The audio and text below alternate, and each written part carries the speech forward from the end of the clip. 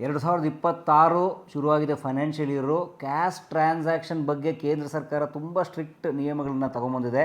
ತುಂಬ ಸ್ಟ್ರಿಕ್ಟ್ ನಿಯಮಗಳು. ಕೊನೆಗೆ ಹೇಗೆ ಅಂದರೆ 100% ಪೆನಾಲ್ಟಿ ಬೀಳುತ್ತೆ ಕ್ಯಾಶ್ ಟ್ರಾನ್ಸಾಕ್ಷನ್ ಮೇಲೆ. ಅಷ್ಟು ಮಾತ್ರ ಅಲ್ಲ, ಕೊನೆಗೆ ನಿಮ್ಮ ಆಸ್ತಿ ಕೂಡ ನಿಮ್ಮ ಕೈ ಬಿಟ್ಟು ಹೋಗುತ್ತೆ. ನಿಮ್ಮ ಮನೆ ಇರಲಿ, ಸೈಟ್ ಇರಲಿ, ಜಮೀನು ಇರಲಿ, ಏನು ಬೇಕಾದ್ರೂ ಇರಲಿ.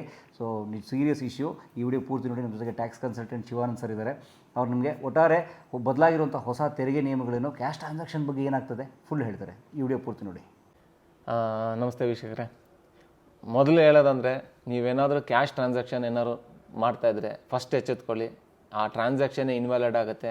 ನೀವೇನು ಏನಾರು ಆಸ್ತಿ ತೊಗೊಂಡಿದ್ದೀರಾ, ಅಥವಾ ಏನೋ ವಸ್ತು ತೊಗೊಂಡಿದ್ದೀರಾ, ಅಥವಾ ನೀವೇ ದುಡ್ಡು ಯಾರಿಗಾದ್ರೂ ಕೊಟ್ಟಿದ್ದೀರಾ, ಅದಕ್ಕೆ ನೀವೇ ಟ್ಯಾಕ್ಸ್ ಕಟ್ಟಬೇಕಾಗುತ್ತೆ. ಯಾರು ಕ್ಯಾಶನ್ನು ತೊಗೊಂಡಿದ್ದೀರಾ ಅವರು ಟ್ಯಾಕ್ಸ್ ಕಟ್ಟಬೇಕು, ಯಾರು ದುಡ್ಡು ಕೊಟ್ಟಿದ್ದೀರಾ ಅವರು ಟ್ಯಾಕ್ಸ್ ಕಟ್ಟಬೇಕಾಗುತ್ತೆ. ಮತ್ತು ಅದರಿಂದ ತಗೊಂಡ್ರೆ ವಸ್ತುನೂ ಸಹ ನಿಮ್ಮದಲ್ಲ ಅಂತ ಯಾರು ನಿಮಗೆ ಕೊಟ್ಟಿದ್ದಾರೆ ಅವರು ನಿಮ್ಮನ್ನು ಪ್ರೂವ್ ಮಾಡ್ಬೋದು ಈಸಿಯಾಗಿ. ಇದು ಇನ್ಕಮ್ ಟ್ಯಾಕ್ಸಲ್ಲಿ ಇದೆ. ಹಾಗಾದರೆ ವಿವರವಾಗಿ ಹೇಳಿ ಶಿವಾನಂದ್ ಅವರೇ. ಈಗ ಮೊದಲು ಹೇಳ್ಬೇಕಂದ್ರೆ, ನಾನು ಒಂದು ಬಿಸ್ನೆಸ್ ಮಾಡ್ತಾಯಿದ್ದೀನಿ. ಒಂದು ಬಿಸ್ನೆಸ್ ಮಾಡಬೇಕಾದ್ರೆ 10,000ಕ್ಕಿಂತ ಹೆಚ್ಚಾಗಿ ನಾನು ಏನೋ ದುಡ್ಡು ಕೊಟ್ಬಿಟ್ಟು ಒಂದು ವಸ್ತು ತಂದಿದ್ದೀನಿ ಸೇಲ್ ಮಾಡೋದಕ್ಕೆ. ಉದಾಹರಣೆ ನನ್ನ ಹತ್ರ ಲ್ಯಾಪ್ಟಾಪ್ ಇದೆ, ಓಕೆನಾ. ಈ ಲ್ಯಾಪ್ಟಾಪ್ನ ನಾನು 40,000 ಕೊಟ್ಬಿಟ್ಟು ತಂದಿದ್ದೀನಿ. ಕ್ಯಾಶಲ್ಲಿ ದುಡ್ಡು ಕೊಡ್ತಿದ್ದೀನಿ. ಇವಾಗ ನಾನು ಏನೇ ಬಿಸ್ನೆಸ್ಸಿಗೆ ತಂದಿದ್ದೀನಿ ಅಂದಮೇಲೆ, ಬಿಸ್ನೆಸ್ಸಿಗೆ ನಾನು ಯೂಸ್ ಮಾಡ್ತಾ ಇದ್ದೀನಿ ಅಂದಮೇಲೆ ಅದ್ರದ್ದು ಎಕ್ಸ್ಪೆಂಡಿಚರ್ ನಾನು ಹಾಕಬೇಕಾಗುತ್ತೆ. ಪ್ರಾಫಿಟ್ ಆ್ಯಂಡ್ ಲಾಸ್ ಅಕೌಂಟ್ ಒಳಗಡೆ ನಾನು ಅದನ್ನು ಹಾಕಬೇಕಾಗುತ್ತೆ. ಅದನ್ನು ನೀವು ಇಲ್ಲಿ ಹಾಕಿರ್ತೀರಾ, ಆದರೆ ಅದು CA ಹತ್ರಕ್ಕೆ ಹೋದ ತಕ್ಷಣ ನೀವು ಕ್ಯಾಶಲ್ಲಿ ಕೊಟ್ಟಿರೋದಲ್ಲಿ ಗೊತ್ತಾಗುತ್ತೆ ಕ್ಯಾಶಲ್ಲಿ ಹೋಗಿದೆ ಅಂತ. ಅದಷ್ಟನ್ನು ತೆಗೆದು ಸೈಡಿಗೆ ಇಡ್ತಾರೆ. ಅದನ್ನು ಎಕ್ಸ್ಪೆಂಡಿಚರ್ ಅಂತಲೇ ಕನ್ಸಿಡರ್ ಮಾಡಲ್ಲ. ಉದಾಹರಣೆ ಹೇಳಬೇಕು ಅಂದರೆ, ನಿಮ್ಮ ಹತ್ರ 10 ಲಕ್ಷ ರೂಪಾಯಿ ನಿಮಗೆ ಪ್ರಾಫಿಟ್ ಬಂದಿರುತ್ತೆ ಅಂದ್ಕೊಳ್ಳಿ. ಏನೋ ಬಿಸ್ನೆಸ್ ಮಾಡಿದರೆ 10 ಲಕ್ಷ ರೂಪಾಯಿ ಪ್ರಾಫಿಟ್ಟು. 10 ಲಕ್ಷ ರೂಪಾಯಿಗೆ ನಾವು ಟ್ಯಾಕ್ಸ್ ಕಟ್ಟೋಣ, ನ್ಯೂ ಟ್ಯಾಕ್ಸ್ ರೆಜ್ಯೂಮ್ ಒಳಗಡೆ ಇರುತ್ತೆ ಅಂತ. ಈ ಥರ 4-5 ಟ್ರಾನ್ಸಾಕ್ಷನ್ ಯಾವುದೋ ಮಾಡಿದ್ದೀರಾ ಕ್ಯಾಶ್ ಟ್ರಾನ್ಸಾಕ್ಷನ್ನ, ಅದನ್ನು ನೀವು ನೋಟಿಸ್ ಮಾಡಿರಲ್ಲ. ಅದನ್ನು ರಿಮೂವ್ ಮಾಡಿದ ತಕ್ಷಣ ನಿಮ್ಮದು 12 ಲಕ್ಷ ರೂಪಾಯಿಂದ ಲಿಮಿಟ್ ಏನಿದೆ ಅದು ಕ್ರಾಸ್ ಆಗುತ್ತೆ. ಆವಾಗ ನೀವು 4 ಲಕ್ಷದಿಂದನೇ ಟ್ಯಾಕ್ಸ್ ಕಟ್ಟಬೇಕಾಗತ್ತೆ. ಅಷ್ಟಕ್ಕೂ ನೀವೇ ಜವಾಬ್ದಾರಿ ಆಗ್ತೀರಾ, ಆಡಿಟರ್ ಜವಾಬ್ದಾರಿ ಆಗಲ್ಲ. ಅಂದರೆ ಕ್ಯಾಶ್ ಕೊಡೋದ್ರಿಂದ ಮತ್ತು ಕ್ಯಾಶ್ ತಗೊಳ್ಳೋದ್ರಿಂದ ದೊಡ್ಡ ತೊಂದರೆಗಳಿದ್ದಾವೆ. ಹೌದು, ತುಂಬ ದೊಡ್ಡ ತೊಂದರೆ ಇದ್ದಾವೆ. ಯಾಕೆ ಮೇನ್ ಇಂಟೆನ್ಷನ್ ಏನು ಗೌರ್ಮೆಂಟಿಗೆ, ನನ್ನ ಏನಂದ್ರೆ ನಾನು ಅರ್ನಿಂಗ್ಸನ್ನು ಏನಾರು ಲಾಸ್ ಮಾಡೋಕೆ ನಾನು ಇಷ್ಟಪಡ್ತೀನ? ಇಲ್ಲ. ಹಾಗೆ ಗೌರ್ಮೆಂಟು ಸಹ ಅದರ ಅರ್ನಿಂಗ್ಸನ್ನ ಲಾಸ್ ಮಾಡ್ಕೊಳ್ಳೋಕೆ ಅದು ಇಷ್ಟಪಡಲ್ಲ. ನಾನೇನು ಹೇಳಿದ್ದೀನಿ ಅದು ನೀನು ಫಾಲೋ ಮಾಡು, ಇಲ್ವಾ ನೀನು ಅದಕ್ಕೆ ಟ್ಯಾಕ್ಸ್ ಕಟ್ಟು ಅಷ್ಟೇ. ನೀನು ಫಾಲೋ ಮಾಡಿ ನಿಂದು ಟ್ಯಾಕ್ಸನ್ನು ನೀನು ಏನು ಪ್ಲಾನ್ ಮಾಡ್ಕೋತಾ ಇದೆಯಾ, ನಾನು ಏನೇನು ಬೆನಿಫಿಟ್ ಅದೆಲ್ಲ ತಗೋತೀಯಾ ತಗೋ, ನನಗೇನು ತೊಂದರೆ ಇಲ್ಲ. ಆದರೆ ನೀನೇನಾರು ಡಿವೇಟ್ ಮಾಡಿದ್ಯಾ, ಸೊ ನೀನು ಡಿವೇಟ್ ಮಾಡಿದ್ರೆ ಅದಕ್ಕೆ ನೀನು ಟ್ಯಾಕ್ಸ್ ಕಟ್ಟು. ಹಾಗಾದ್ರೆ ಒಂದು ಬಂದ್ಬಿಡೋಣ. ಹಾಂ, ಈಗ 10,000 ಹೇಳಿದೆ, ಈಗ 20,000ಕ್ಕೆ ಬರೋಣ. ಸೊ ಇಲ್ಲಿ 10,000, 20,000, 2 ಲಕ್ಷ ಈ ಥರ ಲಿಮಿಟ್ಗಳಿದ್ದಾವೆ. ಈಗ 20,000 ರೂಪಾಯಿ ನನಗೆ ಯಾರೋ ದುಡ್ಡು ಕೊಟ್ಟರು, 20,000 ರೂಪಾಯಿನ, 20,000 ರೂಪಾಯಿಗಿಂತ ಮೇಲೆ. ಈಗ ನಾನು ಉದಾಹರಣೆ ಪರಮೇಶ್ವರ್ ಹತ್ರ ಕೇಳಿದೆ, ಅಪ್ಪ ನನಗೇನು ಅರ್ಜೆಂಟ್ ದುಡ್ಡು ಬೇಕು, ಒಂದು 25,000 ಇದ್ರೆ ಕೊಟ್ಟಿರು ಅಂತ. ಅವರು ಶಿವನನ್ನು ತಗೊಳ್ಳಿ, ಆಮೇಲೆ ಹೆಂಗೋ ಕೊಡ್ತಿರಲ್ಲ ನೀವು ಅಂತ. ನಾನು ಅದನ್ನು ಸಾಲ ತಗೊಂಡಿದ್ದು ನಾನು ಯಾರಿಗೂ ಇನ್ನೊಬ್ರಿಗೆ ಕೊಡಬೇಕಾಗಿತ್ತು, ನಾನು ಇನ್ನೊಬ್ರಿಗೆ ಕೊಟ್ಟೆ. ಅದನ್ನು ನಾನು ಕ್ಯಾಶಲ್ಲಿ ಕೊಟ್ಟೆ ಅಂತ ನನ್ನ ಬುಕ್ಸ್ ಆಫ್ ಅಕೌಂಟ್ಸ್ ಒಳಗಡೆ ನಾನು ತೋರಿಸ್ದೆ. ಆ 20,000 ಎಲ್ಲಿಂದ ಬಂತು ಅಂತ ನಾನು ಪ್ರೂವ್ ಮಾಡೋದು ಹೆಂಗೆ? ನಂತರ ಬ್ಯಾಂಕಲ್ಲಂತೂ ಯಾವುದೇ ಎವಿಡೆನ್ಸ್ ಇಲ್ಲ ದುಡ್ಡು ಬ್ಯಾಂಕಿಗೆ ಬಂದಿದೆ ಅಂತ. ನಾನು ಕೊಟ್ಟಿರೋದಂತೂ ಇದೆ ಅವರಿಗೆ, ಏಕೆ ನಾನು ಮತ್ತೆ ಕೊಡೋಕ್ಕೋಗಲ್ಲ. ಅವಾಗ ಏನಾಗುತ್ತೆ, ನಾವೇ ಸಿಗಾಕೋತೀವಿ. 20 ಲಕ್ಷಕ್ಕಿಂತ ಬೇರೆ ಯಾರ ಹತ್ರನಾದರೂ ನಾನು ಸಾಲ ತಗೊಂಡ್ರೆ ನನಗದು 100% ನಾನು ತಗೊಂಡಿದ್ದೀನಲ್ಲ, ನಾನು ಸಹ 100% ಅಮೌಂಟ್ನ ಟ್ಯಾಕ್ಸ್ ಕಟ್ಟಬೇಕಾಗತ್ತೆ. 100% ಅಮೌಂಟು. 20,000 ನಾನು ಕ್ಯಾಶ್ ತೊಗೊಂಡಿರಲಿ ಅಥವಾ 20,000 ನಾನು ಕೊಟ್ಟಿರಲಿ, ಇಬ್ಬರೂ ಸಹ 100% ಇವಾಗ ಪರಮೇಶ್ವರ್ ಹತ್ರ ನಾನು 20,000 ತಗೊಂಡಲ್ಲ, ಪರಮೇಶ್ವರು ಸಹ 25,000ಕ್ಕೆ ಫುಲ್ ಟ್ಯಾಕ್ಸ್ 25,000 ಕಟ್ತಾರೆ. ನಾನು ಸಹ 25,000ಕ್ಕೆ 25,000 ಟ್ಯಾಕ್ಸ್ ಕಟ್ಟಬೇಕಾಗುತ್ತೆ. ಸೊ ಗೌರ್ಮೆಂಟ್ಗೆ 200% ಟ್ಯಾಕ್ಸ್ ಬರುತ್ತೆ. ಸೊ ಇಬ್ಬರಿಗೂ ಝೀರೋ ಇಲ್ಲಿ. ಹೌದು. ಸೊ ಕ್ಯಾಶ್ ಟ್ರಾನ್ಸಾಕ್ಷನ್ನ ಯಾವುದೇ ಲೋನ್ ಇರ್ಬೋದು, ಡೆಪಾಸಿಟ್ ಇರ್ಬೋದು, ನೀವು ತಗೊಳ್ಳೋದು ಮತ್ತು ಕೊಡೋದು, ಬಾರೋಯಿಂಗ್ ಅಥವಾ ಲೆಂಡಿಂಗ್, ಎರಡೂ ಕಡೆ ನೀವು ಟ್ಯಾಕ್ಸ್ ಲಿಮಿಟು 20,000ಗಿಂತ ಜಾಸ್ತಿ ಮಾಡ್ತು ಅಂದರೆ ಎಚ್ಚೆತ್ಕೊಳ್ಳಿ, ನೀವು ಅದಕ್ಕೆ ಫುಲ್ ಟ್ಯಾಕ್ಸ್ ಕಟ್ಟಬೇಕಾಗುತ್ತೆ.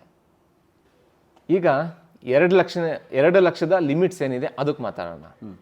ಇಷ್ಟೋ ತನಕ ನಾನು ಹೇಳಿದ್ದು 10,000 ರೂಪಾಯಿದೊಂದು ಹೇಳಿದೆ, 20,000 ರೂಪಾಯಿದೊಂದು ಹೇಳಿದೆ. 10,000 ರೂಪಾಯಿದು ಬಿಸ್ನೆಸ್ ಮಾಡೋರು ನಾವು ಏನು ಬೈ ಮಾಡ್ತೀವಲ್ಲ ಗೂಡ್ಸಿಗೆ, ಅದು ಕೊಟ್ಟಿರೋಂಥದ್ದು. 20,000 ರೂಪಾಯಿದು ಲೋನ್ ತೊಗೊಂಡಿರೋದು ಮತ್ತು ಲೋನ್ ಕೊಟ್ಟಿರೋದಕ್ಕೆ ಹೇಳಿದೆ. ಈಗ 2 ಲಕ್ಷ ಲಿಮಿಟು. ಏನಂದರೆ ನಾನೊಂದು ಬಿಸ್ನೆಸ್ ಮಾಡ್ತಾ ಇದ್ದೀನಿ. ಉದಾಹರಣೆ, ಇಲ್ಲಿ ಸ್ಟೂಲ್ ಇದೆಯಲ್ಲ, ಈ ಸ್ಟೂಲ್ ಸೆಲ್ ಮಾಡೋದು ನನ್ನ ಕೆಲಸ. ಆ ಬಿಸ್ನೆಸ್ಸು? ಹೌದು. ಸ್ಟೂಲ್ ಮಾರೋದು ನನ್ನ ಬಿಸ್ನೆಸ್ಸು, ಓಕೆನಾ. ನಾನು ಇವಾಗ ಸೆಲ್ ಮಾಡಿದೆ. ಯಾರಿಗೆ? ಪರಮೇಶ್ವರ್ ಬಂದರು, ನಾನು ಸೆಲ್ ಮಾಡಿದೆ. ಕಲಾ ಮಾಧ್ಯಮಕ್ಕೆ, ಅಪ್ಪ ನನಗೆ ಏನೋ ಫರ್ನಿಚರ್ ಬೇಕು ಅಂದರು, ನಾನು ಅವ್ರಿಗೆ ಸೆಲ್ ಮಾಡಿದೆ. ಉದಾಹರಣೆಗೆ ಹೇಳ್ತಾ ಇರೋದು. ನೀವು ನನಗೆ ನೋಡಿ ನನ್ನ ಹತ್ರ ಯಾವುದೋ ಕ್ಯಾಶ್ ಇದೆ ತೊಗೊಂಬಿಡಿ ಅಂತ ಕ್ಯಾಶ್ ಕೊಟ್ಬಿಡ್ತೀರಾ. ಎಷ್ಟು ಲಕ್ಷ ಕೊಟ್ರಿ? 3 ಲಕ್ಷ ರೂಪಾಯಿ ನೀವು ಫರ್ನಿಚರ್ ತೊಗೊಂಡೋಗಿದ್ದೀರಾ, 3 ಲಕ್ಷ ರೂಪಾಯಿದು ಫುಲ್ ಕ್ಯಾಶ್ ಕೊಟ್ರಿ. ನಾನೇನಾದರೂ ಆ 3 ಲಕ್ಷನ ತಗೊಂಡು 3 ಲಕ್ಷ ದುಡ್ಡು ಬಂತು ಅಂತ ನಾನು ಡೆಪಾಸಿಟ್ ಮಾಡಿಕೊಂಡು ಅಥವಾ ಆ 3 ಲಕ್ಷ ಬಳಸ್ಕೊಂಡು ಇನ್ನೊಬ್ರಿಗೆ ನಾನು ದುಡ್ಡು ಕೊಡಲೇಬೇಕು, ನಾನು ಬೈ ಮಾಡೇ ತಂದಿರ್ತೀನಲ್ವಾ ಫರ್ನಿಚರ್ಸ್ ಎಲ್ಲ ಕೊಡಬೇಕಲ್ವಾ? ಆ 3 ಲಕ್ಷ ರೂಪಾಯಿಗೆ ನಾನು 100% ನಾನೇ ಟ್ಯಾಕ್ಸ್ ಕಟ್ಟಬೇಕಾಗತ್ತೆ. 3 ಲಕ್ಷ ರೂಪಾಯಿ ತೊಗೊಂಡಿದ್ದಕ್ಕೂ ಕಟ್ಟಬೇಕು, ಕೊಟ್ಟಿದ್ದಕ್ಕೂ ಕಟ್ಟಬೇಕು. ಫುಲ್ಲು 3 ಲಕ್ಷಕ್ಕೆ 3 ಲಕ್ಷ ಹೋಯ್ತು ದುಡ್ಡು. ಪರಮೇಶ್ವರ್ ನನಗೆ ಕೊಟ್ಟಿದ್ದಾರೆ ಅಂತ ಪ್ರೂವ್ ಆಯಿತು ಅಂದರೆ ಪರಮೇಶ್ವರು ಸಹ 3 ಲಕ್ಷ ರೂಪಾಯಿ ಫುಲ್ ಟ್ಯಾಕ್ಸ್ ಕಟ್ಟಬೇಕು, 100% ಆಫ್ ದಿ ಅಮೌಂಟ್. ಓಕೆನಾ? ಈಗ ಉದಾಹರಣೆಗೆ ಹೇಳ್ತೀನಿ, 3 ಲಕ್ಷ ಇಲ್ಲ, ಈಗ 2 ಲಕ್ಷ ಇದೆ. ಪರಮೇಶ್ವರ್ ನನ್ನ ಹತ್ರ ಗೂಡ್ಸ್ ತೊಗೊಂಡ್ರು, ಫರ್ನಿಚರ್ಸ್ ಏನೋ ತೊಗೊಂಡೋದ್ರು, 2 ಲಕ್ಷ ರೂಪಾಯಿ ವರ್ತು. ನಾನು ಆ್ಯಸ್ ಎ ಬಿಸ್ನೆಸ್ ಮ್ಯಾನ್ ನನಗೆ ಮ್ಯಾಕ್ಸಿಮಮ್ ಲಿಮಿಟ್ 2 ಲಕ್ಷ. 2 ಲಕ್ಷದವರೆಗೂ ನಾನು ಅಮೌಂಟನ್ನು ತೊಗೋಬೋದು, ಕ್ಯಾಶಲ್ಲಿ ತೊಗೋಬೋದು, ನನಗೇನು ಸಮಸ್ಯೆ ಇಲ್ಲ, ತೊಗೋಬೋದು. ನಾನು ಡೆಪಾಸಿಟ್ ಮಾಡೋ ಅದು ಏನೋ ಈ 10,000 ಲಿಮಿಟು, 20,000 ಲಿಮಿಟು, 2 ಲಕ್ಷ ಲಿಮಿಟು ಒಂದು ದಿನಕ್ಕೆ ಒಬ್ಬ ಪರ್ಸನ್ನಿಂದ. ಇದೆಲ್ಲ ಲಿಮಿಟ್ಸ್ ಅದೇ ಥರ ಇರೋದು. ಒಂದು ದಿನಕ್ಕೆ 24 ಅವರ್ಸ್ ಲಿಮಿಟು. ಹೌದು ಹೌದು ಹೌದು. ಒಂದು ದಿನಕ್ಕೆ ಒಬ್ಬ ಪರ್ಸನ್ನಿಂದ ನಾವು ಇಷ್ಟಿಷ್ಟೇ ನಾವು ಮಾಡ್ಬೋದು. ಈಗ ಪರಮೇಶ್ವರ್ ಬಂದರು, ಒಂದೇ ದಿನ 3 ಸತಿ ಬಂದು ತೊಗೊಂಡವ್ರು 2 ಲಕ್ಷ ಅಂದರೆ ಮ್ಯಾಕ್ಸಿಮಮ್ 2 ಲಕ್ಷ. ಅದಕ್ಕೆ ಒಂದು ಸತಿ ಆದರೆ ಮುಗ್ದೋಯ್ತು. 2 ಲಕ್ಷ ಲಿಮಿಟ್. 2 ಲಕ್ಷ ರೂಪಾಯಿ ನನ್ನ ಹತ್ರ ಗೂಡ್ಸ್ ತೊಗೊಂಡ್ರು, ನಾನು ತೊಗೊಂಡೋದೆ, ನಾನು ಹಾಕ್ಕೊಂಬಿಟ್ಟೆ. ಓಕೆನಾ? ನನಗೇನು ಸಮಸ್ಯೆ ಇಲ್ಲ. ಆದರೂ ಪರಮೇಶ್ವರ್ದು ಬಿಸ್ನೆಸ್ ತಾನೆ, ಅವರು ಬಿಸ್ನೆಸ್ ಪರ್ಪಸ್ಸಿಗೆ ತೊಗೊಂಡೋಗಿದ್ದಾರೆ ಫರ್ನಿಚರ್ಸ್ ಎಲ್ಲ, ಮೀನ್ಸ್ ಇಂಟೀರಿಯರ್ ಸೆಟಪ್ ಮಾಡೋಕ್ಕೆ ಅದು ಇದಕ್ಕೆ. ಅವ್ರೇನಾದ್ರು ಕ್ಯಾಶಲ್ಲಿ ಕೊಟ್ಟಿದ್ದೀನಿ ಅಂತ ಅಲ್ಲಿ ಬುಕ್ಸ್ ಆಫ್ ಅಕೌಂಟ್ ತೋರಿಸಿದ್ರೆ ಅವ್ರಿಗೆ ಅದನ್ನು ಇನ್ವ್ಯಾಲಿಡ್ ಮಾಡ್ತಾರೆ. ಸೊ ಅವಾಗ 10,000 ರೂಪಾಯಿಗಿಂತ ಮೇಲೆ ಫಸ್ಟ್ ಅಪ್ಲೈ ಆಗಿತ್ತಲ್ಲ, ಅದು ಮತ್ತೆ ಇಲ್ಲಿ ಪರಮೇಶ್ವರಿಗೆ ಅಪ್ಲಿಕಬಿಲಿಟಿ ಆಗುತ್ತೆ. ಅವರು ಎಂಟೈರ್ 2 ಲಕ್ಷ ರೂಪಾಯಿ ಅವರಿಗೆ ಎಕ್ಸ್ಪೆಂಡಿಚರ್ ಅಂತ ಕನ್ಸಿಡರ್ ಆಗಲ್ಲ. ಅವಾಗ ಅವರು 2 ಲಕ್ಷ ರೂಪಾಯಿಗೆ ಅಡಿಷನಲ್ ಟ್ಯಾಕ್ಸ್ ಕಟ್ಟಬೇಕಾಗುತ್ತೆ. ಅಂದರೆ ಪರ್ ಪರ್ಸನ್ ಪರ್ ಡೇ. ಹಾಗಾದ್ರೆ ಒಂದು 5 ಜನ ಬರ್ತಾರೆ, ಒಂದು 2 ಲಕ್ಷ ಕೊಡ್ತಾರೆ, ಇಸ್ಕೋಬೋದು, ಏನು ಸಮಸ್ಯೆ? ಸೊ 10 ಲಕ್ಷ ಕ್ಯಾಶ್ ಇಸ್ಕೋಬೋದು, ನಾನು ತಗೋಬೋದು. ಸೊ ಒಬ್ಬ ಬಿಸ್ನೆಸ್ ಮಾಡೋನಿಗೆ ಅಥವಾ ಒಬ್ಬ ಟ್ರೇಡರ್ಗೆ 2 lakhs per person per day. ಹೌದು, ತಗೋಬೋದು, ಏನು ಸಮಸ್ಯೆ ಇಲ್ಲ. ಓಕೆ. ಅದಕ್ಕೆ ನಿಮ್ಮ ಹತ್ರ ಪ್ರೂಫ್ ಇರಬೇಕು. ಈಗ 10 ಲಕ್ಷ ನೀನು ತಗೊಂಡು 10 ಲಕ್ಷ ಡೆಪಾಸಿಟ್ ಮಾಡಿಬಿಟ್ಟೆ, ಬ್ಯಾಂಕ್ ಅವರು ಅಥವಾ ಗೌರ್ಮೆಂಟ್ ಇನ್ಕಮ್ ಟ್ಯಾಕ್ಸ್ ಅವ್ರು ಕೇಳ್ತಾರೆ ಹೆಂಗೆ ಬಂತು ಅಂತ. ನೀವು ಪ್ರೂವ್ ಮಾಡಬೇಕು 10 ಲಕ್ಷ ಯಾರ್ಯಾರು ಕೊಟ್ಟಿದ್ದಾರೆ ಅಂತ. ಸೊ ಅವಾಗ ಏನಾಗುತ್ತೆ, ಆ 5 ಜನನ ನೀವೇ ಹಾಕೊಟ್ಟಂಗಾಗುತ್ತೆ. ಆ 5 ಜನ 10,000 ರೂಪಾಯಿ ಲಿಮಿಟ್ ಇದೆಯಲ್ಲ, ಅದನ್ನು ಕ್ರಾಸ್ ಮಾಡಿದ್ದಾರೆ, ಅವ್ರು ಏನಾದ್ರು ಇದು ಮಾಡ್ಕೊಂಡು ಏನಾದ್ರು ಅವ್ರು ತೊಗೊಂಡಿದ್ದಾರೆ, ಅದ್ರದ್ದು ಎಕ್ಸ್ಪೆಂಡಿಚರ್ ಬುಕ್ ಮಾಡಿದ್ದಾರೆ ಅಂದರೆ ಆಗ ಅವ್ರು ನಡೀತಾರೆ, ಅಪ್ಪ ಕಟ್ಟು ಇದಕ್ಕೆ ಟ್ಯಾಕ್ಸು, ನಮ್ಮ ಹತ್ರ ಇವರು ಇಂತಿಂಥವ್ರು ನಮಗೆ ಪ್ರೂಫ್ ಕೊಟ್ಟಾಗಿದೆ, ನೀನು ಕ್ಯಾಶಲ್ಲಿ ಕೊಟ್ಟಿದೀಯಾ ಅಂತ. ಸೊ ಅವಾಗ ಅವ್ರ ಮೇಲೆ ಟ್ಯಾಕ್ಸ್ ಹಾಕ್ತಾರೆ. ಫುಲ್ಲು ಆ 10 ಲಕ್ಷ ರೂಪಾಯಿ ಏನಿದೆ ಅವರು ಟ್ಯಾಕ್ಸ್ ಕಟ್ಟಬೇಕಾಗುತ್ತೆ. Very good. ಈಗ ನಿಮ್ಮ ಆಸ್ತಿ ಕೂಡ ನಿಮ್ದಲ್ಲ, ಆ ಥರ ಆಗುತ್ತೆ. ಯಾವಾಗ ಈ 2 ಲಕ್ಷ ರೂಪಾಯಿ ಏನು ಹೇಳಿದ್ದೀನಿ, ನೀವೇನೋ ಆಸ್ತಿ ತೊಗೊಂಡ್ರಿ, ಒಂದು ಸೈಟು, ಉದಾಹರಣೆಗೆ ಒಂದು ಸೈಟ್ ತೊಗೊಂಡ್ರು, ಕ್ಯಾಶಲ್ಲಿ ಕೊಡ್ತೀರಾ? ಯಪ್ಪ ನನ್ನ ಹತ್ರ ಯಾವುದೂ ದುಡ್ಡಿಲ್ಲ, ಹಳೇದು ಯಾವುದೋ ಕೋಡ್ ಇಟ್ಟಿದೆ, ಅದಿದೆ, ತಗೋ, ಒಂದು 5 ಲಕ್ಷ ರೂಪಾಯಿ ಕ್ಯಾಶಲ್ಲಿ ಕೊಡ್ತೀರಾ? ಇದು 2 ಲಕ್ಷ ರೂಪಾಯಿಗಿಂತ ಜಾಸ್ತಿ ಇದೆ. ಆವಾಗ ಈ ಟ್ರಾನ್ಸಾಕ್ಷನ್ನೇ ಇನ್ವ್ಯಾಲಿಡ್ ಆದಮೇಲೆ ನೀವು ತೊಗೊಂಡ್ರೆ ಆಸ್ತಿ ನಿಮ್ದಾಗುತ್ತಾ? ಹೆಂಗೆ ಸಾಧ್ಯ? ಚಾನ್ಸೇ ಇಲ್ಲ. ಆವಾಗ ನಿಮ್ಗೆ ಯಾರು ಮಾರಿದ್ದಾರೆ ಅವರು ಸಹ ಮತ್ತೆ ಕೋರ್ಟಿಗೆ ಹೋಗ್ಬೋದು, ನನಗೆ ಅವ್ನು ದುಡ್ಡೇ ಕೊಟ್ಟಿಲ್ಲ ಅಂತ. ಹೆಂಗೆ ಪ್ರೂವ್ ಮಾಡ್ತೀರಾ ನೀವು? ನಿಮ್ಮ ಇದ್ರ ಮೇಲೂ ಬರೆದಿರ್ತಾರೆ ಅಗ್ರಿಮೆಂಟ್, ನೀವೇನು ಸೇಲ್ ಡೀಡ್ ಮಾಡಿರ್ತೀರ ಅದ್ರ ಮೇಲೆ ಏನು ಪ್ರೂಫ್ ಇರಲ್ಲ ನಿಮ್ಮ ಹತ್ರ. ಇಲ್ಲ ಅವ್ನು ಕೊಡ್ತೀನಿ ಅಂತ ಬರೆಸ್ಕೊಂಡಿದ್ದ, ಆಮೇಲೆ ನನಗೆ ಕೊಟ್ಟೇ ಇಲ್ಲ, ಪ್ರೂಫ್ ಏನಿದೆ? ಸೊ ಆಸ್ತಿ ಬಗ್ಗೆ ತೊಗೋಬೇಕಾದ್ರೆ ತುಂಬ ಎಚ್ಚೆತ್ಕೊಳ್ಳಿ. ನಿಮ್ಮ ಆಸ್ತಿ ನಿಮ್ಮದೇ ಆಗಿರಬೇಕು, ಫ್ಯೂಚರ್ಗೂ ನಿಮ್ಮದಿರಬೇಕು, ನಿಮ್ಮ ಮಕ್ಕಳು ಅದನ್ನು ಅನುಭವಿಸ್ಬೇಕು ಅಂದರೆ ಈಗಲೇ ಎಚ್ಚೆತ್ಕೋಬೇಕು ನೀವು. 2 ಲಕ್ಷ ರೂಪಾಯಿ ಲಿಮಿಟು, ಅದ್ರ ಮೇಲೆ ಯಾರಿಗೂ ನೀವು ಕೊಡಂಗೆ ಇಲ್ಲ ದುಡ್ಡನ್ನು. ಆಸ್ತಿನೂ ಹೋಗ್ಬಿಡುತ್ತೆ. ಆಸ್ತಿನೂ ತುಂಬ ಚಾನ್ಸಸ್ ಇದೆ ಹೋಗೋದಕ್ಕೆ. ಅಂದರೆ ಸೈಟ್ ಇರಲಿ, ಮನೆ ಇರಲಿ, ಜಮೀನು ಇರಲಿ, ಏನೇ ಇರಲಿ, ಲಿಮಿಟ್ ಮಾಡಿದ್ದಾರೆ ಅಂದಮೇಲೆ ಆ ಲಿಮಿಟ್ಗಿಂತ ಜಾಸ್ತಿ ಇದೆ ಅಂದರೆ ಆ ಟ್ರಾನ್ಸಾಕ್ಷನ್ ಇನ್ವ್ಯಾಲಿಡ್. ಅಂದರೆ 2 ಲಕ್ಷ ಕ್ಯಾಶ್ ಕೊಡ್ಬೋದಾ? 2 ಲಕ್ಷದವರೆಗೂ ಕೊಡ್ಬೋದು. 2 ಲಕ್ಷದ ಮೇಲೆ ಕ್ಯಾಶ್ ಕೊಡಂಗಿಲ್ಲ. ಈಗ ಉದಾಹರಣೆ 1 ಕೋಟಿ ರೂಪಾಯಿ ಒಂದು ಸೈಟ್ ತೊಗೊಂಡು 2 ಲಕ್ಷ ಮಾತ್ರ ಕ್ಯಾಶು. ಹೌದು. ಇನ್ನು 98 ಲಕ್ಷ ಚೆಕ್ ಕೊಡಬೇಕು. ಹೌದು. Ayyappa, super sir. ಇವಾಗ ಏನೇನೆಲ್ಲ ಹೇಳಿದ್ದೀನಿ, ಆ ಥರ ಯಾವುದೇ ನಿಮ್ಮ ಹತ್ರ ಟ್ರಾನ್ಸಾಕ್ಷನ್ಸ್ ಇದ್ರೂ, ಆ ಥರ ವ್ಯವಹಾರ ನೀವೇನೇ ಮಾಡಿದ್ರು, ಮೊದಲು ಹೋಗಿ ನಿಮ್ಮ CA ಹತ್ರ ಕೂತ್ಕೊಂಡು ಪೂರಾ, ಈಗ ಡಾಕ್ಟ್ರ್ ಹತ್ರ ಹೋದಾಗ ಹೆಂಗೆ ನಿಮ್ದು ರೋಗ ಏನೇನಿದೆ ಅಂತ ಹೇಳ್ಕೊತೀರಾ, ದಯವಿಟ್ಟು ಆ ಥರ ಫುಲ್ ಹೇಳಿ. ಅವರು ನಿಮಗೆ ಅದಕ್ಕೆ ಸೂಕ್ತವಾದಂಥ ಮಾಹಿತಿ ಕೊಟ್ಟು ಅದನ್ನು ಹೆಂಗೆ ನಿಮಗೆ ಟ್ಯಾಕ್ಸ್ ಎಷ್ಟು ಬರುತ್ತೆ, ನಿಮಗೆ ಯಾವ ರೀತಿ ಬೆನಿಫಿಟ್ ಆಗುತ್ತೆ, ಗೌರ್ಮೆಂಟ್ ಪ್ರಕಾರ ನಿಮ್ಗೇನು ಬೆನಿಫಿಟ್ ಬರುತ್ತೆ ಅದೆಲ್ಲ ತೊಗೊಂಡು ಕೂಡಿ ಕಳೆದು ಗುಣಿಸಿ ಬಾಗಿಸಿ ನಿಮ್ಗೆ ಕರೆಕ್ಟ್ ಟ್ಯಾಕ್ಸನ್ನು ನಿಮ್ಗೇನು ಬೇಕು ಅದನ್ನು ಕಟ್ಟಿಸ್ಕೊಡ್ತಾರೆ. ದಯವಿಟ್ಟು ಅಲ್ಲಿಗೆ ಹೋಗಿ. ಈಗ ಮುಂದಿನ ಟಾಪಿಕ್ಕು ಅಗ್ರಿಕಲ್ಚರ್ ಇನ್ಕಮ್ಮು. ಕೃಷಿ ಅದೇ 100% ಫ್ರೀ ಅಲ್ಲ? 100% ಫ್ರೀನಾ? ಕೃಷಿಗೆ ತೆರಿಗೆ ಇಲ್ಲಲ್ಲ? ಯಾರು ಹೇಳಿದಂಗಂತ? ಮತ್ತೆ ಕೃಷಿಗೆ ತೆರಿಗೆ ಇಲ್ಲ ಅಂತಾರೆ. ತೆರಿಗೆ ಇದೆ, ಟ್ಯಾಕ್ಸ್ ಇದೆ, ಆದರೆ ಕೆಲವೊಂದು ಕಂಡೀಷನಲ್ಲಿ ಮಾತ್ರ ನಿಮಗೆ ಟ್ಯಾಕ್ಸ್ ಅಪ್ಲಿಕೇಬಲ್ ಆಗುತ್ತೆ.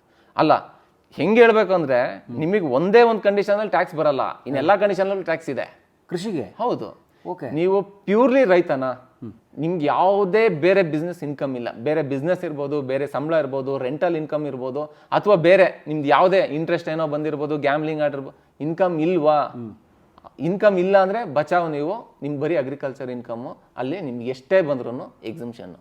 ಆದರೆ 3 ಬೆಳೆ ಬಿಟ್ಟು, ಕಾಫಿ, ರಬ್ಬರ್, ಟೀ, ಈ 3 ಬೆಳೆ ಬಿಟ್ಟು ಬೇರೆ ಯಾವುದೇ ಅಗ್ರಿಕಲ್ಚರ್ ಇದ್ರೂ ಅದು ಎಕ್ಸಿಮ್ಟ್ ಆಗುತ್ತೆ. ಈ 3 ಬೆಳೆ ನಾನು ಲಾಸ್ಟಿಗೆ ಹೇಳ್ತೀನಿ ಏನನ್ನಕ್ಕಾದ ಅಂತ. ಈಗಿರೋದ್ರ ಪ್ರಕಾರ ಈಗ ನಾನು ನೋಡಿ, ನಾನು ಬಿಸ್ನೆಸ್ ಮ್ಯಾನ್, ನಾನು ಬಿಸ್ನೆಸ್ ಮಾಡ್ತಾಯಿದ್ದೀನಿ. ಹಂಗೆ ನಂದೇನೋ ಒಂದು ಆಸ್ತಿ ಇದೆ, ನನಗೆ ಅಲ್ಲಿಂದ ಅಗ್ರಿಕಲ್ಚರ್ ಇನ್ಕಮ್ಮು ಬಂತು. ನಂದು business income plus agriculture income ಎರಡನ್ನೂ ಸೇರಿಸಿ ಅದಕ್ಕೆ ಸಪ್ರೇಟಾಗಿ ನಮಗೆ ಫಾರ್ಮುಲಾಗಳಿದ್ದಾವೆ. ಅದ್ರ ಪ್ರಕಾರ ಹಾಕಿ ಟ್ಯಾಕ್ಸ್ ಎಷ್ಟು ಬರುತ್ತೆ ಅಷ್ಟನ್ನು ನಾವು ಕಟ್ಟಲೇಬೇಕು. ಯಾವುದೇ ಕಾರಣಕ್ಕೂ ನೀವು ಇದರಿಂದ ತಪ್ಪಿಸ್ಕೊಳ್ಳೋಕೆ ಆಗೋದೇ ಇಲ್ಲ. ನಾಳೆ ದಿನ ಅದು ಅಗ್ರಿಕಲ್ಚರ್ ಇನ್ಕಮ್ ಅಂತ ನೀವು ಫಸ್ಟ್ ಆಫ್ ಆಲ್ ನೀವು ಪ್ರೂವ್ ಮಾಡಬೇಕು. ಉದಾಹರಣೆ, ನನಗೆ 10 ಲಕ್ಷ ರೂಪಾಯಿ ಬಿಸ್ನೆಸ್ ಇನ್ಕಮ್ ಬಂತು, 10 ಲಕ್ಷ ರೂಪಾಯಿ ಅಗ್ರಿಕಲ್ಚರ್ ಇನ್ಕಮ್ ಬಂತು. ನಿಮ್ಮ ಹತ್ರ 10 ಲಕ್ಷ ರೂಪಾಯಿ ಅಗ್ರಿಕಲ್ಚರ್ ಇನ್ಕಮ್ ಅನ್ನೋದಕ್ಕೆ ನೀವು ಪ್ರೂವ್ ಮಾಡಬೇಕು. ಇಲ್ಲಾಂದರೆ ಆ ಬೆನಿಫಿಟ್ಟು ಹೋಗುತ್ತೆ ನಿಮಗೆ. ಸೊ ನೀವು ಪ್ರೂವ್ ಮಾಡೋಕ್ಕೆ ನಿಮ್ಮ ಹತ್ರ ಡಾಕ್ಯುಮೆಂಟ್ ಎವಿಡೆನ್ಸ್ ಇರಬೇಕು, ನೀವೇನೇನು ಮಾಡಿದ್ದೀರಾ ಅನ್ನೋದಕ್ಕೆ. ಅದಷ್ಟು ಇತ್ತು ಅಂದರೆ ನಿಮಗೆ ಸರ್ಟೈನ್ ಟ್ಯಾಕ್ಸ್ ಅಲ್ಲಿ ಸೇವ್ ಆಗುತ್ತೆ. ಈಗ 20 ಲಕ್ಷ ರೂಪಾಯಿ ಉದಾಹರಣೆ 2 ಲಕ್ಷ ರೂಪಾಯಿ ಟ್ಯಾಕ್ಸ್ ಬಂತು ಅಂತ ಅಂದ್ಕೊಳ್ಳಿ. ನಂದು ಪ್ಯೂರ್ಲಿ ಸ್ಯಾಲ್ರಿ ಇನ್ಕಮ್ ಅಥವಾ ಬಿಸ್ನೆಸ್ ಇನ್ಕಮ್ ಆಗಿ 20 ಲಕ್ಷ ರೂಪಾಯಿಗೆ ನಂಗೆ 2 ಲಕ್ಷ ಟ್ಯಾಕ್ಸ್ ಬರ್ತಾ ಇದೆ. ಆದರೆ ನಂದು 10 ಲಕ್ಷ ರೂಪಾಯಿ ಅಗ್ರಿಕಲ್ಚರ್ ಇನ್ಕಮ್ಮು, 10 ಲಕ್ಷ ರೂಪಾಯಿ ಬಿಸ್ನೆಸ್ ಇನ್ಕಮ್ ಬರ್ತಾ ಇದೆ. ಇವಾಗ ನನಗೆ 2 ಲಕ್ಷ ಟ್ಯಾಕ್ಸ್ ಬರೋದಿಲ್ಲ. ಆ ಫಾರ್ಮುಲಾ ಎಲ್ಲ ಹಾಕಿದ್ಮೇಲೆ ನಮಗೆ ಸ್ವಲ್ಪ ಕಡಿಮೆ ಆಗುತ್ತೆ ಟ್ಯಾಕ್ಸ್ ಅಷ್ಟೇ, ಏನು 1.5 ಲಕ್ಷದವರೆಗೂ ಬರ್ಬೋದು. ಏಕೆಂದರೆ ಆ ಫುಲ್ ಫಾರ್ಮುಲಾನ ನಾನು ಎಕ್ಸ್ಪ್ಲೈನ್ ಮಾಡೋದು ಕಷ್ಟ ಆಗುತ್ತೆ ಇವಾಗ. ಹಾಗಾಗಿ ಅಗ್ರಿಕಲ್ಚರ್ ಇನ್ಕಮ್ಮು ಮತ್ತು ಬೇರೆ ಯಾವುದೇ ಇನ್ಕಮ್ ಇದ್ರೂ ಮೊದಲು ನಿಮ್ಮ CA ಹತ್ರ ಭೇಟಿ ಮಾಡಿ ಅವ್ರ ಹತ್ರ ಅದು ಕರೆಕ್ಟಾದ ಮಾಹಿತಿ ತಗೊಳ್ಳಿ, ಅದ್ರ ಪ್ರಕಾರ ಟ್ಯಾಕ್ಸ್ ಕಟ್ಟಿ. Very good. ಈಗ 3 ಹೇಳಿದ್ರಲ್ಲ, ಕಾಫಿ, ರಬ್ಬರ್, ಟೀ. ಈ 3 ಬೆಳೆ ಏನಾಗುತ್ತೆ ಅಂದರೆ ಇದನ್ನು ನಾವು ಒಂಥರ ವಾಣಿಜ್ಯ ಬೆಳೆ ಅಂತಲೂ ಕರಿತೀವಿ. ಸೊ ಹೇಗೆ ಕಮರ್ಷಿಯಲ್, ಇದೆಲ್ಲ ಕಮರ್ಷಿಯಲ್ ಪರ್ಪಸ್ಸಿಗೆ ಇರೋದು. ಮೊದಲು ಟೀಗೆ ಹೇಳ್ಬಿಡ್ತೀನಿ. ಇವಾಗ ಏನಿದೆ ಇದು ಅಗ್ರಿಕಲ್ಚರ್ ಕೂಡ ಹೌದು, ಆದರೆ ಕಮರ್ಷಿಯಲ್ ಕೂಡ ಹೌದು. ಹಾಗಾಗಿ ಟೀ ಈಗ ಸ್ವಲ್ಪ ದೊಡ್ಡ ಅಮೌಂಟ್ ತೊಗೊಂಡು ಹೇಳ್ತೀನಿ. ಈಗ 1 ಕೋಟಿ ನಾನು ವ್ಯಾಲ್ಯೂ ಅಷ್ಟು ಟೀ ಬೆಳೆದಿದ್ದೀನಿ. ಅದರಲ್ಲಿ 60% ತೆಗೆದು ಸೈಡಿಗೆ ಇಟ್ಬಿಡಿ, ಅದು ಅಗ್ರಿಕಲ್ಚರ್ ಇನ್ಕಮ್. ಈ 40% ಏನಿದೆಯಲ್ಲ ಅದಕ್ಕೆ ನೀವು ಟ್ಯಾಕ್ಸಬಲ್ ಇನ್ಕಮ್ ಅಂತ ತಗೊಳ್ಳಿ. ಅದಕ್ಕೆ ಕರೆಕ್ಟಾಗಿ ಎಷ್ಟು ಟ್ಯಾಕ್ಸ್ ಬರುತ್ತೆ ಕ್ಯಾಲ್ಕುಲೇಟ್ ಮಾಡಿ ಅದನ್ನು ನೀವು ಟ್ಯಾಕ್ಸ್ ಕಟ್ಟಿ. ಓಕೆನಾ? ಇದು ಟೀಗೆ. ಕಾಫಿಗೆ 2 ಥರ ಇದೆ. ಒಂದು, ನೀವು ಕಾಫಿ ಬೀಜ ಡೈರೆಕ್ಟ್ ಬೆಳಿತೀರಾ, ಬೆಳೆದಿನ ತೊಗೊಂಡೋಗಿ ಸುಮ್ಮನೆ ಮಾರ್ಬಿಡ್ತೀರಾ. ಇವಾಗ ನೀವು 25% ಟ್ಯಾಕ್ಸಬಲ್ ಇನ್ಕಮ್ ಅಂತ ತಗೊಳ್ಳಿ, 75% ಅಗ್ರಿಕಲ್ಚರ್ ಇನ್ಕಮ್ ಅಂತ ತಗೋಬೇಕು. ಓಕೆನಾ? ಸೊ ಅದಕ್ಕೆ ಏನು ಬರುತ್ತೆ, ಅದಕ್ಕೆ ಟ್ಯಾಕ್ಸ್ ಕ್ಯಾಲ್ಕುಲೇಟ್ ಮಾಡ್ತೀರಾ, ಟ್ಯಾಕ್ಸ್ ಕಟ್ತೀರಾ. ಅದೇ ಕಾಫಿನ ನೀವೇನಾದ್ರು ಪ್ರೋಸೆಸ್ ಮಾಡ್ತೀರಾ, ಯಾವುದೋ ಒಂದು 2 ಹಂತಕ್ಕೆ ನೀವು ಪ್ರೋಸೆಸ್ ಮಾಡ್ತೀರಾ, ನೆಕ್ಸ್ಟು ಅದನ್ನು ಸೆಲ್ ಮಾಡ್ತೀರಾ. ಆವಾಗ 40% ಟ್ಯಾಕ್ಸಬಲ್ ಇನ್ಕಮ್ ಅಂತ ಕನ್ಸಿಡರ್ ಮಾಡ್ತೀವಿ, 60% ಅಗ್ರಿಕಲ್ಚರ್ ಇನ್ಕಮ್ ಅಂತ ಕನ್ಸಿಡರ್ ಮಾಡ್ತೀವಿ. ಸೊ ನಿಮಗೆ ಅದ್ರ ಪ್ರಕಾರ ಅಲ್ಲಿ ಏನು ಟ್ಯಾಕ್ಸ್ ಸ್ಲ್ಯಾಬ್ ವೈಸಲ್ಲಿ ಹೋದಾಗ ಏನು ಟ್ಯಾಕ್ಸ್ ಬರುತ್ತೆ ಅಷ್ಟನ್ನು ನೀವು ಕಟ್ಟಬೇಕಾಗತ್ತೆ.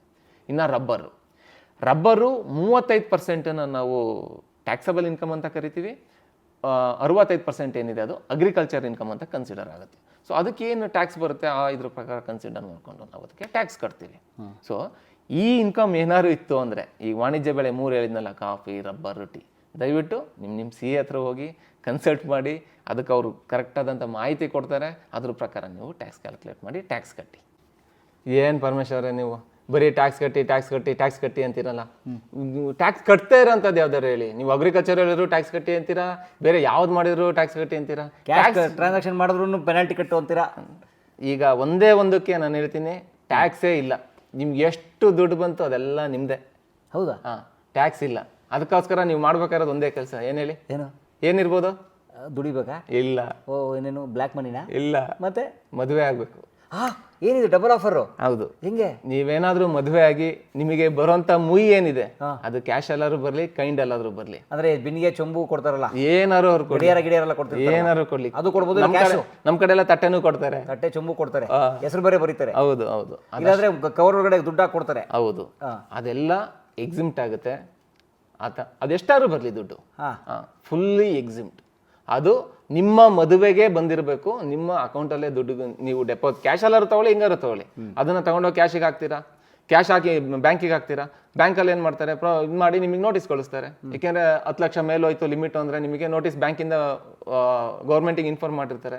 ಅಲ್ಲಿಂದ ನಿಮಗೆ ನೋಟಿಸ್ ಬರುತ್ತೆ, ಅಪ್ಪ 10 ಲಕ್ಷ ರೂಪಾಯಿ ಏನಕ್ಕೆ ಮಾಡಿದ್ಯಾ, ತೊಗೊಂಬ ನಿನ್ನ ಡಾಕ್ಯುಮೆಂಟ್ಸ್ ಅಂತ. ಸೊ ನೀವು ಅವಾಗ ಇಲ್ಲಪ್ಪ ನಾನು ಮದುವೆ ಆಗಿದ್ದೆ ಹೆಂಗೆ ಪ್ರೂವ್ ಮಾಡ್ತೀರಾ? ತಾಳಿ ಕಟ್ಟಿರೋದು ವಿಡಿಯೋ ಏನೋ ಒಂದಿರುತ್ತೆ, ಅದೆಲ್ಲ ಆಗುತ್ತೆ. ಆಮೇಲೆ ನಿಮ್ಮದು ಇನ್ವಿಟೇಷನ್ ಕಾರ್ಡ್ ಇರುತ್ತೆ. ಅದಲ್ದಲೆ ಇನ್ನೂ ಒಂದು ಮೇಯ್ನ್ ಡಾಕ್ಯುಮೆಂಟ್ ಏನು, ಮ್ಯಾರೇಜ್ ಸರ್ಟಿಫಿಕೇಟ್ ನೀವು ಮಾಡಿಸಿರ್ತೀರ. ಸೊ ಅಷ್ಟು ಕೊಟ್ಟಾಗ ಹೌದು ಆ ಡೇಟ್ ಎಲ್ಲ ಮ್ಯಾಚ್ ಮಾಡ್ತಾರೆ ಅವರು, ಅಷ್ಟು ಸುಲಭವಾಗಿ ಬಿಡಲ್ಲ. ಅದೆಲ್ಲ ಕರೆಕ್ಟಾಗಿ ಆ ಡೇಟ್ ಒಳಗಡೆನೆ ಎಲ್ಲ ಅಮೌಂಟ್ ಬಿದ್ದಿದೆ, ಎಲ್ಲ ಕರೆಕ್ಟ್ ಆಗಿದೆ ಅಂತಂದರೆ ನೀವು ಎಷ್ಟೇ ಕೋಟಿ ದುಡ್ಡು ತೊಗೊಳ್ಳಿ ಎಕ್ಸಿಮ್ಷನ್ ಇರುತ್ತೆ. ಮತ್ತು ಈ ಎಕ್ಸಿಮ್ಷನ್ ಎಲ್ಲಿ ತೊಗೋಬೋದು, ನಿಮ್ಮ ಫ್ಯಾಮಿಲಿಯವ್ರು ಕೊಟ್ಟಿರಬೇಕು, ಫ್ರೆಂಡ್ಸು ಕೊಟ್ಟಿರೋ ನಡೆಯುತ್ತೆ. ಇಲ್ಲಪ್ಪ ನಮ್ಮ ಫ್ಯಾಮಿಲಿನೂ ಅಲ್ಲ ಫ್ರೆಂಡ್ಸು ಅಲ್ಲ ಹೊರಗಡೆ ಯಾರು ಕೊಟ್ಟು ಹೆಂಗೆ ಸಾಧ್ಯ? ಯಾರು ಪರಿಚಯ ಇದ್ದಾರೆ ತಾನೇ ಅಲ್ಲಿಗೆ ಬಂದಿರ್ತಾರೆ, ಬಂದವ್ರು ಕೊಟ್ಟಿರ್ಬೇಕು ಅಷ್ಟೇ. ಏನು ತಲೆಗೆಡಿಸ್ಕೊಬಿಡಿ, ಅದಷ್ಟು ಅಲ್ಲಿ ಎಕ್ಸಿಮ್ಟ್ ಆಗುತ್ತೆ. ಆಮೇಲೆ ಫಾರಿನಿಂದ ಏನಾದ್ರು ನಿಮ್ಮ ರಿಲೇಟಿವ್ಸು ಅಥವಾ ನಿಮ್ಮ ಫ್ರೆಂಡ್ಸ್ ಯಾರು ಕೊಟ್ಟಿರ್ತಾರಲ್ಲ, ಅದು ಸಹ ಎಕ್ಸಿಮ್ಟ್ ಆಗುತ್ತೆ. ನಮ್ಗಂಥವ್ರು ಯಾರು ಇಲ್ಲ ಬಿಡಿ ಸದ್ಯಕ್ಕೆ. ಒಟ್ಟು ಜನ ಈಗ ದುಡ್ಡು ಕ್ಯಾಶ್ ಟ್ರಾನ್ಸಾಕ್ಷನ್ನು ಅನ್ಲಿಮಿಟೆಡ್ ಮಾಡಿ ದುಡ್ಡು ಉಳಿಸ್ಬೇಕು ಅಂದರೆ ತೆರಿಗೆಯನ್ನೇ ಕಟ್ಟಬಾರ್ದು ಅಂದರೆ ಅದಕ್ಕೆ ಏಕೈಕ ದಾರಿ ಮದುವೆ ಆಗಬೇಕು. ಆಮೇಲೆ ನೀವು ಮನೆಯವ್ರಿಗೆ ಕಟ್ಟೋದೆಲ್ಲ ಬೇರೆ ವಿಚಾರ. ಮತ್ತು ಅದು ಮೊದಲನೇ ಮದುವೆನೇ ಆಗಬೇಕು. ಇಲ್ಲ, ಮದುವೆ ಅಂತ ಹೇಳಿದ್ದಾರೆ ಹೊರತು ಮೊದಲನೇದಾಗ್ತಿದೆ ಎರಡನೇದಾಗ್ತಿದೆ ಅಂತ ಎಲ್ಲೂ ಹೇಳಿಲ್ಲ. ಸೊ ನಾನೇನು ಓದಿ ಈಗ ಹೊಸ ಏನು ಇನ್ಕಮ್ ಟ್ಯಾಕ್ಸ್ ಆ್ಯಕ್ಟ್ ಬಂದಿದೆ ಅದರಲ್ಲಿ ಏನಾರು ಹಂಗೆ ಬರ್ದಿದ್ದಾರೆ ಗೊತ್ತಿಲ್ಲ, ಬಟ್ ನಾನು ಇನ್ನೂ ಸ್ಟಡಿ ಮಾಡಿಲ್ಲ ಫುಲ್ಲು. ನಾನು ಸ್ಟಡಿ ಮಾಡಿದ್ಮೇಲೆ ಬೇಕಾದ್ರೆ ಅದಕ್ಕೆ ಉತ್ತರ ಕೊಡ್ತೀನಿ. ಅಲ್ಲ, ಎರಡನೇ ಮದುವೆ ಆಗೋದು ಅಪರಾಧ ಅಂತಲೇ ಇದೆಯಲ್ಲ, ಮತ್ತು ಅದಕ್ಕೆ ತೆರಿಗೆ ಇಲ್ಲಿದೆ. ಯಾಕೆ ಪ್ರಾಪರ್ ಆಗಿ ಲೀಗಲ್ ಆಗೋಗಿ ನೀವು ಒಂದನ್ನ ಇದು ತಗೊಂಡ್ಮೇಲೆ ಇನ್ನೊಂದು ಹಾಕ್ತೀನಿ ಅಂದರೆ ಅದು ಆಗುತ್ತಲ್ಲ. ಯಪ್ಪ ಹಿಂಗೋ ಬೇಡ ಬಿಡ್ರಪ್ಪ. ಓಕೆ ಸರ್, ಧನ್ಯವಾದ ಸರ್. Thank you Parameshwara.